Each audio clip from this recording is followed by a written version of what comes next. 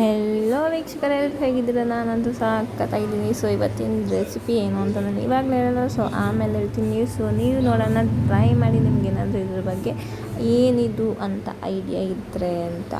So ಈ recipe name ನೋಡೋಣ, ನೀವೇ ಟ್ರೈ ಮಾಡಿ ಕಂಡುಹಿಡಿಯೋಕ್ಕೆ.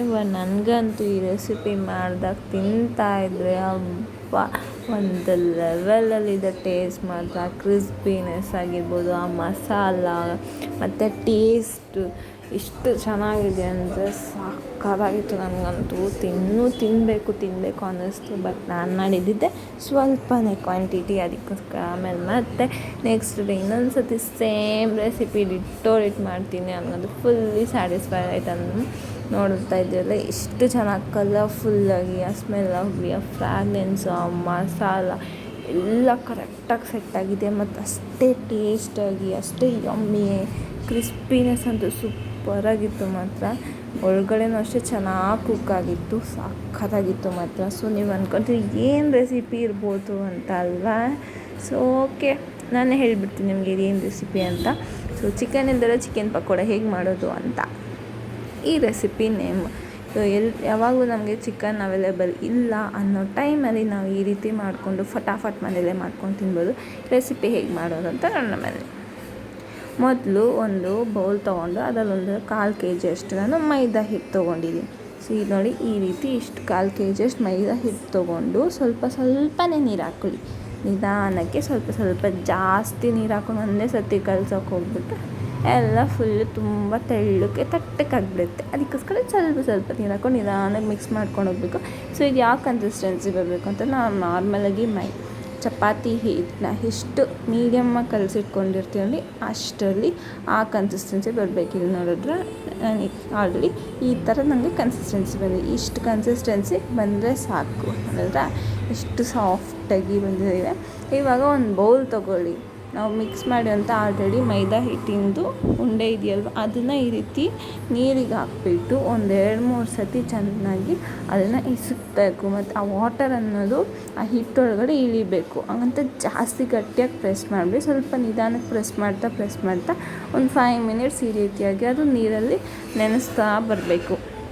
ಸೊ ನೆನೆಸಿ ತೆಗಿತಾ ಇರಬೇಕು ಆಚೆಗೆ. ಸೊ ತೆಗೆದ್ಮೇಲೆ ಒಂದು ಸ್ವಲ್ಪ ಅದರಲ್ಲಿರೋ ನೀರನ್ನೆಲ್ಲ ಹಿಂಗೆ ಆಚೆ ತೆಗೀರಿ. ಆಮೇಲೆ ಒಂದು ಪ್ಲೇಟ್ ತೊಗೊಂಡು ನಿಮಗೆ ಬೇಕಾಗಿರೋ ಸೈಜಲ್ಲಿ ಇದನ್ನ ಪೀಸ್ ಮಾಡ್ಕೊಳ್ಳಿ. ಸೊ ದೊಡ್ಡದಾಗಿ ಬೇಕು ಅಂತಂದರೆ ದೊಡ್ಡ ಪೀಸಸ್ನ ಹಾಕಿ, ನಾನಿಲ್ಲಿ ಚಿಕ್ಕ ಪೀಸಸ್ನ ಹಾಕ್ತಾಯಿದ್ದೀನಿ. ಸೊ ಈ ರೀತಿಯಾಗಿ ಇದನ್ನ ನಾವು ನೆನೆಸಿರೋಂಥ ಫುಲ್ಲು ಆ ಉಂಡೆ ಏನಿದೆ ಚಪಾತಿ ಉಂಡೆನ ಅದನ್ನು ಪೂರ್ತಿಯಾಗಿ ನಾವು ಈ ರೀತಿ ಒಂದು ಪ್ಲೇಟಲ್ಲಿ ಚಿಕ್ಕ ಪೀಸಸ್ ಆಗಿ ಎಳಿಬೇಕು. ನೋಡಿದ್ರೆ ಈ ರೀತಿಯಾಗಿ ಪೀಸಸ್ನ ಚಿಕ್ಕದಾಗಿ ಎಳಿಬೇಕು. ಆವಾಗ ಅದು ಮತ್ತೆ ನಾವು ಇದನ್ನ ಕುಕ್ ಮಾಡ್ತೀವಿ. ಸೊ ಕುಕ್ ಮಾಡಾದಮೇಲೆ ಅದು ಸ್ವಲ್ಪ ಗಟ್ಟಿಯಾಗುತ್ತೆ, ಮತ್ತು ಅದು ಇನ್ನೂ ಸ್ವಲ್ಪ ದೊಡ್ಡದಾಗುತ್ತೆ. ಅದಕ್ಕೋಸ್ಕರ ಸ್ವಲ್ಪ ಚಿಕ್ಕ ಪೀಸಸ್ ಹಾಕಿದ್ರೆ ಮತ್ತು ಫ್ರೈ ಆಗಬೇಕು, ಅದನ್ನು ಚೆನ್ನಾಗಿರುತ್ತೆ. ನಾವು ಡೀಪ್ ಫ್ರೈ ಏನೇ ಮಾಡಬೇಕಂದ್ರೆ ಸ್ವಲ್ಪ ಚಿಕ್ಕದಾಗಿತ್ತು ಅಂತಂದರೆ ಬೇಗನೆ ಡೀಪ್ ಫ್ರೈ ಆಗುತ್ತೆ ಮತ್ತು ಟೇಸ್ಟ್ ಕೂಡ ತುಂಬಾ ಚೆನ್ನಾಗಿ ಬರುತ್ತೆ. ಇವಾಗ ನಾನು ಇಲ್ಲೆಲ್ಲ ಪೀಸಸ್ಸು ರೆಡಿ ಆಯಿತು. ಒಂದು ಸ್ಟವ್ ಆನ್ ಮಾಡಿಕೊಂಡು ಒಂದು ಬೌಲ್ ಇಟ್ಕೊಳ್ಳಿ. ಬೌಲ್ ಇಕ್ಕಿ ಅದರಲ್ಲಿ 2 ಗ್ಲಾಸ್ ಅಷ್ಟು ನೀರನ್ನು ಹಾಕಿ ಇದಕ್ಕೆ 1 ಸ್ಪೂನ್ ಖಾರದ ಪುಡಿ, ಹಾಗೆ ಒಂದು ಸ್ವಲ್ಪ ಅರಿಶಿನ ಪುಡಿನ ಹಾಕಬೇಕು. ಅಂದರೆ 1 ಸ್ಪೂನಷ್ಟು ಖಾರದ ಪುಡಿನ ಹಾಕ್ಕೊಳ್ಳಿ. ಇದು ತುಂಬ ಲೆಂತಿ ಪ್ರೊಸೆಸ್ ಏನೆಲ್ಲ, ಬೇಗನೆ ಆಗೋಗುತ್ತೆ. ಫಟಾಫಟ್ ಮಾಡ್ಕೊಬೋದು. ಜಾಸ್ತಿ ಟೈಮ್ ಏನು ಕನ್ಸ್ಯೂಮ್ ಆಗೋಲ್ಲ, ಬಟ್ ಟೇಸ್ಟನ್ನು ಸಖತ್ತಾಗಿರುತ್ತೆ. ಅನಿಸುತ್ತೆ ವೀಡಿಯೋದಲ್ಲಿ ಬೇಕಂದ್ರೆ ನೋಡ್ಬೋದು. ಅದಕ್ಕೆ ನೀವು ಕೂಡ ಒಂದ್ಸತಿ ಟ್ರೈ ಮಾಡಿ. ಇದಕ್ಕೆ ಒಂದು ಸ್ವಲ್ಪ ಅರಿಶಿನ ಕೂಡ ಆ್ಯಡ್ ಮಾಡಿದ್ದಾಯಿತು. ಇವಾಗ ನಾವು ಆಲ್ರೆಡಿ ಮೈದಾ ಹಿಟ್ಟಿನ ಚಪಾತಿ ಮಾಡಿಟ್ಕೊಂಡಿರೋಂಥ ಪೀಸಸ್ ಇದೆಯಲ್ವ, ಉಂಡೆ ಪೀಸಸ್ಸು, ಅದನ್ನು ಇಲ್ಲಿ ಒಂದೊಂದಾಗೆ ಬಿಟ್ಕೊಬೇಕು. ಸೊ ಎಲ್ಲ ಒಟ್ಟಿಗೆ ಬಿಡಬೇಡಿ. ಒಟ್ಟಿಗೆ ಬಿಟ್ಟರೆ ಏನಾಗುತ್ತೆ ಅಂತಂದರೆ ಎಲ್ಲ ಒಂದಕ್ಕೊಂದು ಅಂಟ್ಕೊಂಡ್ಬಿಡುತ್ತೆ. ಅದಕ್ಕೆ ನಿಧಾನಕ್ಕೆ ಒಂದೊಂದೇ ಪೀಸಸ್ನ ಈ ರೀತಿ ನೀರಲ್ಲಿ ಹಾಕ್ಕೊಬೇಕು. ಒಂದೇ ಸತಿ ಎಲ್ಲ ಪ್ಲೇಟಲ್ಲಿ ಇದೆಲ್ಲ ಒಂದು ಸತಿ ನೀರಿಗೆ ಹಾಕಿಬಿಟ್ರೆ ಅಂಟ್ಕೊಂಡ್ಬಿಡುತ್ತೆ, ಅವಾಗ ಚೆನ್ನಾಗಿರಲ್ಲ. ಮತ್ತು ಪೀಸಸ್ ಕೂಡ ಹೋಗಿಬಿಡುತ್ತೆ, ಸ್ಪಾಯ್ಲ್ ಆಗೋಗುತ್ತೆ ರೆಸಿಪಿ ಅನ್ನೋದು. ಅದಕ್ಕೋಸ್ಕರ ನಿಧಾನಕ್ಕೆ ಈ ರೀತಿ ಒಂದೊಂದನ್ನೇ ಹೇಗೆ ನಾವು ಚಿಕನ್ನ ಬಿಡ್ತೀವಿ ಅಥವಾ ಬೋಂಡನ್ನು ಬಿಡ್ತೀವಿ ನಿಧಾನಕ್ಕೆ, ಆ ರೀತಿಯಲ್ಲಿ ಬಿಟ್ಕೊಬೇಕು ಅಷ್ಟೇ. ಎಲ್ಲನೂ ಕಂಪ್ಲೀಟಾಗಿ ಬಿಟ್ಬಿಟ್ಟು ಒಂದು 10-15 ನಿಮಿಷ ಚೆನ್ನಾಗಿದ್ದ ನೀರಲ್ಲೇ ಕುದಿಸ್ಬೇಕು. ಯಾಕೆ 10-15 ನಿಮಿಷ ಕುದಿಸ್ಬೇಕು ಅಂತ ನಿಮ್ಗೊಂದು ಡೌಟ್ ಬಂದಿರ್ಬೋದು. ಯಾಕೆ ಕುದಿಸ್ಬೇಕು ಅಂತಂದರೆ ಇದು ಹಸಿದು ಯಾಕಂದರೆ ನಾವು ಹಸಿ ಹಿಟ್ಟಿಂದ ಕಲಸಿ ಮಾಡಿರ್ತೀವಿ. ಇದಕ್ಕೆ ಏನೇ ಫ್ಲೇವರ್ಸ್ಗಳು ನಾವು ಇವಾಗಲೇ ಆ್ಯಡ್ ಮಾಡಿಲ್ಲ. ಅದಕ್ಕೋಸ್ಕರ ಈ ರೀತಿಯಾಗಿ ಬಾಯ್ಲ್ ಮಾಡೋದ್ರಿಂದ, ಕುದಿಯೋದ್ರಿಂದ ಏನಾಗುತ್ತೆ ಅಂತಂದರೆ ಆ ಖಾರ ಅನ್ನೋದು ಅದು ನೀರಲ್ಲಿ ಕುದಿಬೇಕಾದ್ರೆ ಒಳಗಡೆ ಇಳಿಯುತ್ತೆ. ಇಳಿದಾಗ ಏನಾಗುತ್ತೆ, ಅದಕ್ಕೆ ಸ್ವಲ್ಪ ಖಾರ ಎಲ್ಲ ಒಳಗಡೆ ಹಿಡ್ಕೊಂಡು ನಾವು ಫ್ರೈ ಮಾಡಿದ್ರೆ ಟೇಸ್ಟ್ ಬರುತ್ತೆ. ಮತ್ತು ನಮ್ಗೆ ಯಾವುದಾದ್ರು ಹಸಿಯಾಗಿ ಅಂತಲೂ ಅನಿಸೋದಿಲ್ಲ. ಹಸಿ ಫ್ರೈ ಮಾಡಿದಾಗ ಅಂತ ತಿಂದಂಗಿರಲ್ಲ. ಅದಕ್ಕೋಸ್ಕರ ಏನು ಮಾಡಬೇಕು ಅಂದರೆ, ನಾವು ಈ ರೀತಿ ಒಂದು 10-15 ನಿಮಿಷ ಫ್ರೈ ಮಾಡೋದ್ರಿಂದ ಅದರಲ್ಲಿರೋ ಖಾರ ಎಲ್ಲ ನೀಟಾಗಿ ಇಳಿದ್ರೆ ಏನಾಗುತ್ತೆ, ಒಳಗಡೆ ಫುಲ್ಲಾಗಿ ಒಂದು ಸ್ವಲ್ಪ ಖಾರ ಇರುತ್ತೆ. ಅದಕ್ಕೋಸ್ಕರ ಆವಾಗ ನಾವು ತಿನ್ನಬೇಕಾದ್ರೆ ನಮಗೆ ಹಸಿ ಅನಿಸಿದ್ರೆ ಒಂದು ಸ್ವಲ್ಪ ಖಾರ ಅಲ್ಲಲ್ಲಿ ಉಳಿತಾ ಇರುತ್ತೆ. ಆವಾಗ ಟೇಸ್ಟ್ ತುಂಬಾ ಚೆನ್ನಾಗಿರುತ್ತೆ. ಬರೀ ಆಚೆ ಕುಕ್ಕಾದರೆ ಚೆನ್ನಾಗಿರಲ್ಲ, ಒಳಗಡೆ ಕೂಡ ಕುಕ್ ಆಗಬೇಕಲ್ಲ. ಅದಕ್ಕೆ ಈ ಪ್ರಾಸೆಸ್ನ ಮಾಡಬೇಕು. ಈ ಪ್ರಾಸೆಸ್ನ ಮಿಸ್ ಮಾಡ್ಕೊಬೇಡಿ. ಅದಕ್ಕೋಸ್ಕರ ಒಂದು 10-15 ನಿಮಿಷ ಈ ರೀತಿ ಫ್ರೈ ಆಗಬೇಕು. ನೋಡಿ ಎಷ್ಟು ಚೆನ್ನಾಗಿ ಫ್ರೈ ಆಗ್ತಿದೆ ಗೊತ್ತಾ. ಇದು ಸ್ಮೆಲ್ಲಿಗೂ ತುಂಬಾ ಚೆನ್ನಾಗಿ ಬರ್ತಿದೆ. ನನಗಂತೂ ಚಿಕನ್ ಇಲ್ಲದ್ರೆ ಚಿಕನ್ ಪಕೋಡ, ನನಗೂ ಅಷ್ಟೇ ಚಿಕನ್ ತಿನ್ನಬೇಕು ಅಂತ ತುಂಬ ಸತಿ ಅನಿಸುತ್ತೆ. ಬಟ್ ಪ್ರತಿ ಸಾರಿನೂ ಹೋಗಿ ತೊಗೊಂಬರೋಷ್ಟು ಪೇಷನ್ಸ್ ಇರಬೇಕು ಮತ್ತು ಮಾಡೋಕ್ಕೆ ಇದು ಇಂಟ್ರೆಸ್ಟ್ ಇರಬೇಕು. ಒಂದೊಂದು ಸತಿ ಮನಿ ಇಲ್ಲ ಅಂತಂದ್ರೂ ಹೋಗೋಕ್ಕಾಗಲ್ಲ. ಆವಾಗ ಏನು ಮಾಡಿಬಿಟ್ಟು ಐದೈಟ್ ಅನ್ನೋದು ಅವೈಲೇಬಲ್ ಇದ್ದೇ ಇರುತ್ತೆ ಎಲ್ಲರ ಮನೆಯಲ್ಲೂ. ಅದಕ್ಕೋಸ್ಕರ ಆ ಟೈಮಲ್ಲಿ ನಾವು ಚಿಕನ್ ಪಕೋಡ ತಿನ್ನಬೇಕು ಅನಿಸ್ದವಾಗ, ಏನೂ ಇಲ್ಲ ಅಂದವಾಗ ಈ ರೀತಿ ಮಾಡ್ಕೊತಿದ್ರೆ ಅಟ್ಲೀಸ್ಟ್ ನಮಗೆ ಚಿಕನ್ ತಿಂದರೂ ಒಂದು ಸ್ಯಾಟಿಸ್ಫ್ಯಾಕ್ಷನ್ ಇರುತ್ತೆ. ಅದಕ್ಕೋಸ್ಕರ ನನಗಂತೂ ಯಾವಾಗ ಒಂದು ಚಿಕನ್ ತಿನ್ನಬೇಕು ಅಂತ ಅನಿಸ್ದಾಗ ತೊಗೊಂಬಂದು ಮಾಡ್ಕೊಳ್ದೇ ಇರೋಂಥ ಸಿಚುವೇಶನ್ ಇದ್ದಾಗ ಈ ರೀತಿ ಮಾಡ್ಕೊಂಡು ತಿನ್ನೋದಕ್ಕೆ ತುಂಬಾ ಹೆಲ್ಪ್ ಆಗುತ್ತೆ ಈ ಥರ ಒಂದು ರೆಸಿಪಿ. ಇದು ಏನು ಹೆಲ್ತಿ ಅಂತಲ್ಲ, ಅನ್ಹೆಲ್ತಿ ಕೂಡ ಏನಿಲ್ಲ ಇದರಲ್ಲಿ. ನಾವೆಲ್ಲ ಮನೆಯಲ್ಲೇ ಮಾಡ್ಕೊಂಡು ತಿನ್ನೋದೆ. ಮೈದಾ ಹಿಟ್ಟು ನಾವು ನಾರ್ಮಲಾಗಿ ಚಪಾತಿಗೆ ಯೂಸ್ ಮಾಡ್ತೀವಿ. ಚಪಾತಿಗೆ ಮಾಡ್ಕೊತೀನಿ. ಅದನ್ನು ಈ ರೀತಿ ಮಾಡ್ಕೊಂಡು ತಿನ್ನೋದ್ರಿಂದ ಏನೇ ಹೆಲ್ತ್ ಅಪ್ಸೆಟ್ ಆಗಿ ಹೆಲ್ತ್ ಇಶ್ಯೂಸ್ ಆಗಿ ಏನೂ ಬರೋ ಚಾನ್ಸಸ್ ಇಲ್ಲ. ಇವಾಗ ನೋಡಿ ಇದು ಆಲ್ಮೋಸ್ಟ್ ಇಷ್ಟು ಚೆನ್ನಾಗಿ ಕುಕ್ ಆಗಿದೆ. ಸೊ ನಾನು ನಿಮ್ಗೆ ತೋರಿಸ್ತಿದ್ದೀನಿ ನೋಡಿ, ಎಷ್ಟು ನಾವು ಹಾಕಿದಾಗ ಹೇಗಿತ್ತು, ಇದು ಕುಕ್ಕಾಗಿರೋದು ನೋಡಿ ಹೇಗಾಗಿದೆ. ಸೇಮ್ ಚಿಕನ್ ಪೀಸ್ ಥರನೇ ಕಾಣಿಸ್ತಾ ಇಲ್ಲ. ಆ ಕಲರ್ ಆಗಿರ್ಬೋದು, ಆ ಪೀಸ್ ಆಗಿರ್ಬೋದು, ಅದು ಪೀಸ್ ನೋಡಿ ಎಷ್ಟು ಚೆನ್ನಾಗಿ ಕಾಣಿಸ್ತಿದೆ. ಸೇಮ್ ಚಿಕನ್ ಥರನೇ ಮಾಡ್ತಾರೆ. ನಾನಂತೂ ನಮ್ಮ ಮನೇಲಿ ಯಾರಿಗೂ ಹೇಳಿಲ್ಲ ಇದು ಚಿಕನ್ ಪಕೋಡ ಅಂತ. ಸೊ ನಾನು ಚಿಕನ್ ಪಕೋಡ ಮಾಡಿದ್ದೀನಿ ಅಂದಿದ ತಕ್ಷಣ ಅವರು ಚಿಕನ್ನೇ ಅಂತ ಅಂದ್ಕೊಂಡ್ರು. ಬಟ್ ತಿಂದಾದ್ಮೇಲೆ ನಾನು ಹೇಳಿದೆ, ನಿಜವಾಗ್ಲೂ ಎಲ್ಲರೂ ಶಾಕ್ ಆದರು. ಇವಾಗ ನೋಡಿ ಇದೆಲ್ಲ ನೀಟಾಗಿ ಬಾಯ್ಲ್ ಆಗಿಬಿಟ್ಟಿದೆ. ಇವಾಗ ಏನು ಮಾಡಬೇಕಂದ್ರೆ ಒಂದು ಪ್ಲೇಟಿಗೆ ನಾವು ಎಲ್ಲ ಕುಕ್ ಮಾಡಿರೋ ಅಂಥ ಈ ಪೀಸಸ್ನೆಲ್ಲನೂ ಒಂದು ಪ್ಲೇಟಿಗೆ ಹಾಕಬೇಕು. ಯಾಕಂತಂದರೆ ಬಿಸಿ ಒಂದು ಸ್ವಲ್ಪ ತಣ್ಣಕ್ಕೆ ಹಾಕಬೇಕು. ತಣ್ಣಕ್ಕಾದ್ಮೇಲೆ ಇದಕ್ಕೆ ಬೇಕಾಗಿರೋಂತಹ ಮಸಾಲೆನೆಲ್ಲ ಹಾಕಿ ಮಿಕ್ಸ್ ಮಾಡ್ಕೊಬೇಕು. ಅದಕ್ಕೋಸ್ಕರ ಒಂದು ಸ್ವಲ್ಪ ಹೊತ್ತಿದ್ದು ಒಂದು 5 ನಿಮಿಷ ಕೂಲಾದರೆ ಚೆನ್ನಾಗಿ ನೀಟಾಗಿ ತಣ್ಣಕ್ಕೆ ಆಗಿಬಿಡುತ್ತೆ. ಸೊ ತಣ್ಣಕ್ಕಾದ್ರೆ ನಾವು ಇದಕ್ಕೆ ನೆಕ್ಸ್ಟ್ ಪ್ರಾಸೆಸ್ಗೆ ಹೋಗ್ಬೋದು. ಇದು ನೋಡಿದ್ರೆ ನಿಮಗೆ ಲೆಂತಿ ಅಂತ ಅನಿಸ್ತಿರ್ಬೋದಲ್ವಾ? ಇದು ಲೆಂತಿನೇ ಅಲ್ಲ. ಫಸ್ಟ್ ಏನು ಹಿಟ್ಟು ಕಲಿಸ್ಕೊಂಡ್ವಾ, ಅದು ನೀರಲ್ಲಿ ಡಿಪ್ ಮಾಡಿದ್ರೆ ಆಮೇಲೆ ಕುಕ್ ಆಯಿತಾ, ಆಮೇಲೆ ಸ್ವಲ್ಪ ಮಸಾಲೆ ಹಾಕಿ ಕಲಿಸಿದ್ರೆ ಆಮೇಲೆ ಡೀಪ್ ಫ್ರೈ ಮಾಡಿದ್ರೆ ಫೈನಲಿ ಮುಗಿದೋಯ್ತು. ನಾವು ಚಿಕನ್ ತೊಗೊಂಬಂದು ಮಾಡೋ ಪ್ರಾಸೆಸ್ಗಿಂತ ಇದೇ ತುಂಬ ಬೇಗ ಆಗೋಗೋ ಪ್ರಾಸೆಸ್ ಅಂತ ಹೇಳ್ಬೋದು. ಫಟಾಫಟ್ ಅಂತ ಬೇಗ ಆಗೋಗುತ್ತೆ, ಜಾಸ್ತಿ ಲೇಟ್ ಕೂಡ ಆಗೋದಿಲ್ಲ. ನೋಡಿದ್ರೆ ಕುಕ್ಕಾಗಿದೆ ನೋಡಿ. ನಾವು ಹಾಕ್ತಾವಾಗ ಎಷ್ಟು ತುಂಬ ತೆಳ್ಳಕ್ಕೆ ಒಂದಕ್ಕೊಂದು ಅಂಟ್ಕೋತಾ ಇತ್ತು. ಅದೇ ಇವಾಗ ನೋಡಿ ಒಂದಕ್ಕೊಂದು ಅಂಟ್ಕೋತಾ ಇಲ್ಲ, ಮತ್ತು ಸ್ವಲ್ಪ ಇದು ಗಟ್ಟಿಯಾಗಿ ಕೂಡ ಆಗಿದೆ. ಇವಾಗ ಇದು ನೋಡಿ, ಇದು ಫುಲ್ ಎಲ್ಲ ಪೀಸಸ್ಸೂ ತಣ್ಣಕ್ಕಾಗಿದೆ ನೀಟಾಗಿ. ನೋಡ್ರೆ ಪೀಸಸ್ಸೂ ಎಷ್ಟು ಚೆನ್ನಾಗಾಗಿದೆ. ಇವಾಗ ಏನು ಮಾಡಬೇಕು ಅಂತಂದರೆ ಒಂದು ಬೌಲ್ ತೊಗೊಂಡು ಈ ಪೀಸಸ್ನೆಲ್ಲ ನಿಧಾನಕ್ಕೆ ಒಂದೊಂದೇ ಅದಕ್ಕೆ ಹಾಕ್ಕೊಬೇಕು. ಏನಕ್ಕೆ ಅಂತಂದಿರ್ತಾರ, ಇನ್ನು ಇದಕ್ಕೆ ನಾವು ಫೈನಲಾಗಿ ಚಿಕನ್ ಪಕೋಡ ಹಾಕೋ ಮಸಾಲೆಸ್ ಎಲ್ಲ ಹಾಕಿ ಮಿಕ್ಸ್ ಮಾಡಿದ್ರೆ ನಮ್ಮ ಚಿಕನ್ ಪಕೋಡ ಆಲ್ಮೋಸ್ಟ್ ರೆಡಿ ಆಗೋಗುತ್ತೆ ಇದಕ್ಕೆ. ಅದಕ್ಕೋಸ್ಕರ ಇವಾಗ ಫಸ್ಟ್ ಇದಕ್ಕೆ ನಾನು ಸ್ವಲ್ಪ 1/2 ಟೇಬಲ್ ಸ್ಪೂನಷ್ಟು ಖಾರದ ಪುಡಿ ಹಾಕ್ತಾಯಿದ್ದೀನಿ. ಯಾಕಂದರೆ ಬಾಯ್ಲ್ ಮಾಡ್ಬೇಕಾದ್ರೆ ಆಲ್ರೆಡಿ ಖಾರ ಹಾಕಿದ್ವಿ, ಅದಕ್ಕೋಸ್ಕರ ಮತ್ತೆ ಖಾರ ಹಾಕೋದು ಜಾಸ್ತಿ ಬೇಡ ಅಂತ. ಮತ್ತು 1/4 ಟೇಬಲ್ ಸ್ಪೂನಷ್ಟು ಧನಿಯಾ ಪುಡಿನ ಕೂಡ ಹಾಕ್ತಾಯಿದ್ದೀನಿ. ಈ ರೀತಿ ಧನಿಯಾ ಪುಡಿಯನ್ನು ಕೂಡ ಹಾಕ್ಕೊಬೇಕು. ಮಿಕ್ಸ್ ಮಾಡಿದ್ರೆ ಏನೇ ದೋಸೆ ಒಂದು ರೆಸಿಪೀಸನ್ನು ಮಿಸ್ ಆಗಬಾರ್ದು, ಒಂದು ಪೌಡರ್ಸನ್ನು ಮಿಸ್ ಮಾಡ್ಕೊಂಡು ಎಲ್ಲನೂ ಹಾಕ್ಕೊಬೇಕು. ಮತ್ತು ಒಂದು 1/4 ಟೇಬಲ್ ಸ್ಪೂನಷ್ಟು ಗರಂ ಮಸಾಲ.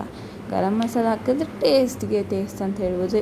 ನಮ್ಮನೆಲ್ಲ ಪ್ರತಿಯೊಂದು ರೆಸಿಪೀಸಲ್ಲೂ ಗರಂ ಮಸಾಲ ಆಬ್ವಿಯಸ್ಲಿ ಇದ್ದರೆ ತುಂಬಾ ಚೆನ್ನಾಗಿರುತ್ತಲ್ಲ, ಅದಕ್ಕೋಸ್ಕರ ಗರಂ ಮಸಾಲ ಕೂಡ ಹಾಕ್ಕೊಬೇಕು. ಮತ್ತು ಇದಕ್ಕೆ ಒಂದು ಅರ್ಧ ಟೇಬಲ್ ಸ್ಪೂನಷ್ಟು ಶುಂಠಿ ಬೆಳ್ಳುಳ್ಳಿ ಪೇಸ್ಟ್ ಹಾಕಿದ್ರೆ ನೆಕ್ಸ್ಟ್ ಲೆವೆಲ್ ಈ ಚಿಕನ್ ಪಕ್ಕೋಡ ಟೇಸ್ಟ್ ಅನ್ನೋದಂತ ಹೇಳ್ತಲ್ಲ, ಸಖತ್ತಾಗಿರುತ್ತೆ. ನಾನಂತೂ ಈ ಶುಂಠಿ ಬೆಳ್ಳುಳ್ಳಿ ಪೇಸ್ಟ್ ಆಲ್ಮೋಸ್ಟ್ ಎಲ್ಲ ಮಸಾಲೆ ಐಟಮ್ಸ್ಗೂ ಹಾಕ್ಬಿಡ್ತೀನಿ.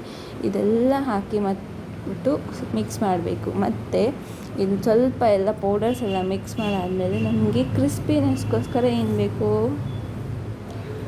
ಸೊ ಚಿಕನ್ ಮಸಾಲ ಹಾಕಿದ್ವಿ, ಧನಿಯಾ ಪುಡಿ ಹಾಕಿದ್ವಿ, ಹಾಗೇ ಖಾರದ ಪುಡಿ ಹಾಕಿದ್ವಿ, ಗರಂ ಮಸಾಲನೂ ಹಾಕಿದ್ವಿ.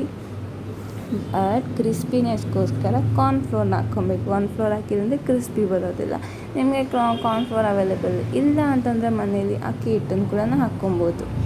ಇದಕ್ಕೆ ಫಸ್ಟು ರುಚಿಗೆ ತಕ್ಕಷ್ಟು ಉಪ್ಪನ್ನು ಹಾಕ್ಕೊಳ್ಳೋಣ. ಸೊ ರುಚಿಗೆ ತಕ್ಕಷ್ಟು ಉಪ್ಪು ಹಾಕಿದ್ಮೇಲೆ ಇದಕ್ಕೆ ನಾನಿಲ್ಲಿ ಸ್ವಲ್ಪ ಕಾರ್ನ್ಫ್ಲೋರ್ನ ಆ್ಯಡ್ ಮಾಡ್ತೀನಿ. ನಿಮ್ಮ ಮತ್ತು ಕಾರ್ನ್ಫ್ಲೋರ್ ಅವೈಲೇಬಿಲಿಟಿಗೆ ಇಲ್ಲಾಂದರೆ ಅಕ್ಕಿ ಹಿಟ್ಟು ಆವಾಗಲೇ ಬೇಕಂದರೆ ಸ್ವಲ್ಪ ಅಕ್ಕಿ ತೊಗೊಂಡು ನೀರಲ್ಲಿ ವಾಶ್ ಮಾಡಿಬಿಟ್ಟು ಒಂದು 5 ನಿಮಿಷ ಡ್ರೈ ಆಗೋದ್ಮೇಲೆ ಮಿಕ್ಸಿ ಹಿಡಿದು ಕೂಡ ರೆಡಿ ಆಗೋಗುತ್ತೆ. ನಾನಂತೂ ಅಕ್ಕಿ ಹಿಟ್ಟನ್ನ ಮನೇಲಿ ಹೀಗೆ ಮಾಡ್ಕೊತೀನಿ. ಬೇಕಾಗಬೇಕು ಇರೋವಾಗ ಅವೈಲೇಬಲ್ ಇಲ್ಲ ಅಂದಾಗ ನಾನು ಅಕ್ಕಿ ಹಿಟ್ಟನ್ನ ಸ್ವಲ್ಪ ಆವಾಗಲೇ ಫಸ್ಟಲ್ಲೇ ರೆಸಿಪಿಗೂ ಮುಂಚೆನೇ ಮನೆಯಲ್ಲೇ ಅಕ್ಕಿ ಹಿಟ್ಟನ್ನ ಪ್ರಿಪೇರ್ ಮಾಡ್ಕೊಂಬಿಡ್ತೀನಿ. ಸೊ ಇವಾಗ ಈ ರೀತಿ ಇದನ್ನೆಲ್ಲ ಹಾಕಿ ಪ್ರತಿಯೊಂದೆಲ್ಲ ಮಸಾಲನೂ ಚೆನ್ನಾಗಿ ಕಲಿಸ್ಕೊಬೇಕು. ಮತ್ತು ಲಾಸ್ಟಲ್ಲಿ ಇದಕ್ಕೆ ಸ್ವಲ್ಪ ಫೈನಲ್ ಟಚ್ ಕೊಡೋದಕ್ಕೆ ಒಂದು ಸ್ವಲ್ಪ ನಿಂಬೆಹಣ್ಣು ರಸನ ಹಾಕ್ಕೊಬೇಕು. ಇವಾಗ ನಾನಿಲ್ಲಿ ಇದಕ್ಕೆ ನಿಂಬೆಹಣ್ಣು ರಸ ಕೂಡ ಹಾಕಿ ಚೆನ್ನಾಗಿ ನೀಟಾಗಿ ಮಿಕ್ಸ್ ಮಾಡಿದ್ದೀನಿ. ನೋಡಿದ್ರೆ ಎಷ್ಟು ಚೆನ್ನಾಗಿ ಮಸಾಲೆ ಕೂಡ ಎಲ್ಲ ಒಂದಕ್ಕೊಂದು ನೀಟಾಗಿ ಪೀಸಸ್ಗೆ ಅಂಟ್ಕೊಂಡಿದೆ. ಇದೊಂದು 5ರಿಂದ 10 ನಿಮಿಷ ಮ್ಯಾಗ್ನೇಟ್ ಆಗಲಿ. ಅಷ್ಟರಲ್ಲಿ ನಾವು ಎಣ್ಣೆನಕ್ಕಿ ಬಾಯ್ಲ್ ಮಾಡೋಣ. ಇವಾಗ ಇದಕ್ಕೊಂದು ಬಾಣಲಿ ತೊಗೊಂಡು ಇದು ಸ್ವಲ್ಪ ಹೀಟ್ ಹಾಕಬೇಕು. ಹೀಟ್ ಆದಮೇಲೆ ಇದಕ್ಕೆ ಫಸ್ಟ್ ಒಂದು 1/2 ಲೀಟರಷ್ಟು ಆಯಿಲನ್ನು ಹಾಕ್ಕೊಳ್ಳಿ. ಯಾಕಂದರೆ ಡೀಪ್ ಫ್ರೈ ಮಾಡಬೇಕಾದ್ರೆ ಆಯಿಲ್ ಜಾಸ್ತಿ ಚೆನ್ನಾಗಿರಬೇಕು. ಸೊ ಈ ಆಯಿಲ್ ಜಾಸ್ತಿ ಇದ್ರೇ ಚೆನ್ನಾಗಿ ಡೀಪ್ ಫ್ರೈ ಆಗುತ್ತೆ, ಇಲ್ಲಾಂದರೆ ಫ್ರೈ ಆಗೋದಿಲ್ಲ. ಅದಕ್ಕೋಸ್ಕರ ಇಲ್ಲಾಂದರೆ ನೀವು ಇದನ್ನು ತವಾ ಫ್ರೈ ಥರನೂ ಮಾಡ್ಕೊಂಡು ತಿನ್ಬೋದು. ಸೊ ತವಾ ಫ್ರೈ ಮಾಡೋದು ತುಂಬಾ ಚೆನ್ನಾಗಿರುತ್ತೆ. ಮತ್ತು ಗ್ರಿಲ್ಡಾಗಿ ಮಾಡ್ಕೊಂಡು ಸಖತ್ತಾಗಿರುತ್ತೆ. ಸೊ ನಾನು ನೆಕ್ಸ್ಟ್ ಡೆಫಿನೆಟ್ ಗ್ರಿಲ್ ಚಿಕನ್ ಟೈಪಲ್ಲಿ ಇದನ್ನು ಟ್ರೈ ಮಾಡಿ ನಿಮಗೆ ವೀಡಿಯೋದು ಕೂಡ ಹಾಕ್ತೀನಿ.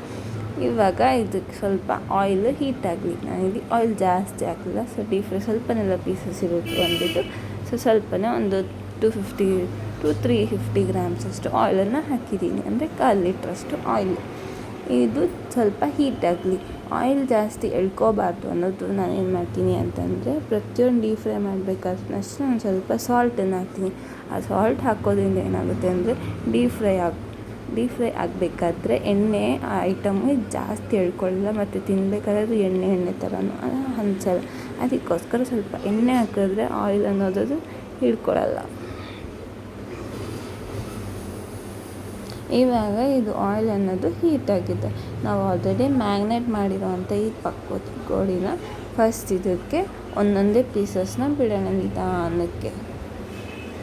ನೋಡಿ ಒಂದೊಂದೇ ನಿಧಾನಕ್ಕೆ ಈ ರೀತಿಯಾಗಿ ಬಿಡಬೇಕು. ಸೊ ಒಂದಕ್ಕೊಂದು ಅಂಟ್ಕೊಬಾರ್ದು. ಸ್ಲಿಮ್ ಫ್ಲೇಮಲ್ಲಿ ಇಟ್ಕೊಂಡು ನಿಧಾನಕ್ಕೆ ಬಿಡಬೇಕು. ಜಾಸ್ತಿ ಅಟ್ ಎ ಟೈಮ್ ಎಲ್ಲ ಪೀಸಸ್ನ ಬಿಡಬಾರ್ದು. ಮತ್ತು ಸ್ವಲ್ಪ ದೂರ ಹಾಕಬೇಕು. ಆವಾಗ ಏನಾಗುತ್ತೆ ಅಂದರೆ ಒಂದಕ್ಕೊಂದು ಅಂಟ್ಕೊಳ್ಳಲ್ಲ. ಅದಕ್ಕೋಸ್ಕರ ಸೊ ನಾನು ಹೇಳೋದ್ರಲ್ಲಿ ಪ್ರತಿಯೊಂದು ಚಿಕ್ಕ ಟಿಪ್ಸ್ಗಳನ್ನು ಯೂಸ್ ಮಾಡಿ ರೆಸಿಪಿ ಅನ್ನೋದು ತುಂಬಾ ಟೇಸ್ಟಿಯಾಗಿ ಆ್ಯಂಡ್ ಯಮ್ಮಿಯಾಗಿ ಕೂಡ ಬರುತ್ತೆ. ನಾವು ಯಾವುದೇ ಅಡುಗೆ ಮಾಡಬೇಕಾದ್ರೂ ಅಷ್ಟೇ ಪ್ರತಿಯೊಂದರಲ್ಲೂ ಚಿಕ್ಕ ಟಿಪ್ಸ್ ಅನ್ನೋದು ನಮ್ಮ ರೆಸಿಪೀಸ್ಗೆ ಒಂದೊಳ್ಳೆ ಫೈನಲ್ ಟಚ್ ಕೊಡುತ್ತೆ ಕೂಡ ಅಂತಲೇ ಹೇಳ್ಬೋದು. ಫಸ್ಟ್ ಇವಾಗ ಇನ್ನು ಎಲ್ಲ ಪೀಸಸ್ಸು ಬಿಟ್ಟ ಮೇಲೆ ಏನು ಮಾಡಬೇಕು ಅಂತಂದರೆ ಒಂದು 10 ಮಿನಿಟ್ಸ್ ನಾವು ಇದನ್ನು ಸ್ಲಿಮ್ ಫ್ಲೇಮಲ್ಲೇ ಫ್ರೈ ಮಾಡಬೇಕು. ಯಾಕೆ ಅಂತಂದರೆ ಸ್ಲಿಮ್ ಫ್ಲೇಮಲ್ಲೇ ಫ್ರೈ ಮಾಡೋದ್ರಿಂದ ಒಳಗಡೆ ಕೂಡ ಚೆನ್ನಾಗಿ ಕುಕ್ ಆಗುತ್ತೆ. ಒಳಗಡೆ ಕುಕ್ ಆದಮೇಲೆ ನಾವು ಆಮೇಲೆ ನೆಕ್ಸ್ಟ್ 10 ಮಿನಿಟ್ಸು ಹೈ ಫ್ಲೇಮಲ್ಲಿ ಕುಕ್ ಮಾಡ್ಬೋದು.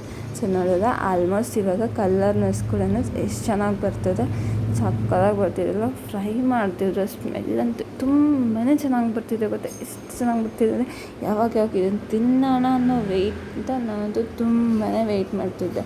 ಮತ್ತು ಫ್ರೈ ಆಗ್ತಾ ಮಧ್ಯದಲ್ಲಿ ಇದನ್ನು ಒಂದೊಂದು ತಿರುಗಿಸ್ತಾ ಇರಬೇಕು. 2 ಸೈಡೂ ಚೆನ್ನಾಗಿದ್ದು ಫ್ರೈ ಆಗಬೇಕು. ಅದಕ್ಕೋಸ್ಕರ ಇದನ್ನು ಒಂದಕ್ಕೊಂದು ತಿರುಗಿಸ್ತಾ ಇರಿ ನೋಡಿಕೊಂಡು. ಸೊ ಒಂದು 10 ನಿಮಿಷ ಒಂದು ಸತಿ ಫ್ರೈ ಮಾಡಾದ್ಮೇಲೆ ತಿರುಗಿಸಿ ಇನ್ನೊಂದು 10 ಮಿನಿಟ್ಸ್ ಇನ್ನೊಂದು ಕಡೆ ಫ್ರೈ ಆದರೆ ಚೆನ್ನಾಗಿ ಆಗೋಗುತ್ತೆ. ಮತ್ತು ನಮ್ಮ ಚಿಕನ್ ಪಕೋಡಿ ಕೂಡ ರೆಡಿ ಆಗೋಗುತ್ತೆ. ಇದನ್ನು ಆನಿಯನ್ಸ್ ಲೆಮನ್ಸ್ ಹತ್ರ ಇಟ್ಕೊಂಡು ಸರ್ವ್ ಮಾಡ್ಕೊಂಡು ತಿಂದರೆ ಸಖತ್ತಾಗಿರುತ್ತೆ. ನೋಡಿದ್ರೆ ಇಷ್ಟು ಕರೆಕ್ಟಾಗಿ ಸೇಮ್ ಟು ಸೇಮ್ ಚಿಕನ್ ಥರನೇ ಕಾಣಿಸ್ತಾ ಇದೀವಲ್ಲ. ಸೊ ಫೈನಲಿ ನಮ್ಮ ಚಿಕನ್ ಇಲ್ದೇ ನಾವು ಚಿಕನ್ ಪಕೋಡ ಮಾಡಿದ್ದೀವಲ್ವ. ಸೊ ಫೈನಲಿ ನಮ್ಮ ಚಿಕನ್ ಪಕೋಡ ಅನ್ನೋದು ರೆಡಿ ಆಗೋಯಿತು. ಸ್ಮೆಲ್ ಕೂಡ ಸಖತ್ತಾಗಿ ಬರ್ತಿದೆ. ನೀವು ಕೂಡ ಮನೇಲಿ ಈ ರೆಸಿಪಿನ ಒಂದು ಸರ್ತಿ ಟ್ರೈ ಮಾಡಿ ಹೇಗಿತ್ತು ಮತ್ತು ನಿಮ್ಗೆ ಹೇಗೆ ಅನ್ನಿಸ್ತು ಅಂತ ಕಮೆಂಟ್ ಸೆಕ್ಷನಲ್ಲಿ ಕಮೆಂಟ್ ಮಾಡಿ. ಹಾಗೆ ಮತ್ತು ನನಗಂತೂ ತಿಂದಮೇಲೆ ತುಂಬಾ ಇಷ್ಟ ಆಯಿತು. ಇದು ನಿಜವಾಗಿ ಇಷ್ಟು ಚೆನ್ನಾಗಿ ಇಷ್ಟು ಯಮ್ಮಿ ಆಗಿರುತ್ತೆ ಅಂತ ನನಗೂ ಗೊತ್ತಿರಲಿಲ್ಲ. ಬಟ್ ಟೇಸ್ಟ್ ಅಂತೂ ಚೆನ್ನಾಗಿತ್ತು. ಸೊ ನಿಮಗೂ ಇಷ್ಟ ಆಗುತ್ತೆ ಅಂತ ನಾನು ಅನ್ಕೋತಾ ಇದ್ದೀನಿ. ಮತ್ತು ನೆಕ್ಸ್ಟ್ ವೀಡಿಯೋದಲ್ಲಿ ಸಿಗೋಣ. ಸೊ ರೆಸಿಪಿನ ಮಾತ್ರ ಫುಲ್ಲಾಗಿ ವಾಚ್ ಮಾಡಿ ಮತ್ತು ನನಗೆ ಹೀಗೆ ಸಪೋರ್ಟ್ ಮಾಡಿ, ವೀಡಿಯೋನ ಲೈಕ್ ಮಾಡಿ, ಶೇರ್ ಮಾಡಿ, ಕಮೆಂಟ್ ಮಾಡಿ. ಬಿಸಿ ಆದ ನನ್ನ ಚಿಕನ್ ಪಕೋಡ ರೆಡಿ ಆಗೋಗಿದೆ. ಬಾಯ್ ಮತ್ತು ನೆಕ್ಸ್ಟ್ ವೀಡಿಯೋದಲ್ಲಿ ಸಿಗೋಣ.